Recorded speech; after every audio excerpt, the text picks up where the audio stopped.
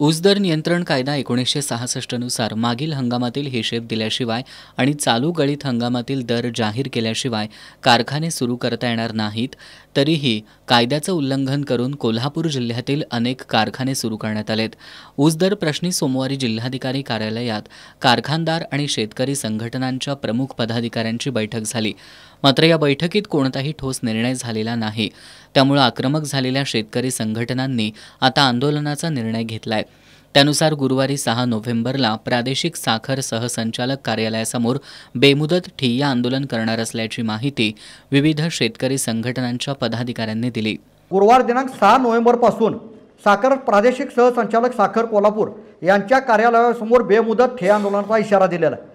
त्यांची जबाबदारी आहे, तिथं इशारा दिला याचं कारण हा सगळा हिशोब घेऊन सादर करायची जबाबदारी ह्या कार्यालयाची आहे। त्यांनी हलगर्जीपणा केलेला आहे, त्यांनी डोळेझाकपणा केलेला आहे। त्यामुळे त्यांच्या कार्यालयासमोर बसून जोपर्यंत हा आमचा हिशोब देणार नाहीत तोपर्यंत आम्ही तिथून ठिय्या आंदोलन करणार, परत आंदोलनाचा उग्र इशारा आम्ही देणार आहोत, याची सर्व संबंधितांनी नोंद घ्या। या पत्रकार बैठकीला स्वाभिमानी शेतकरी संघटनेचे पदाधिकारी मात्र उपस्थित नव्हते।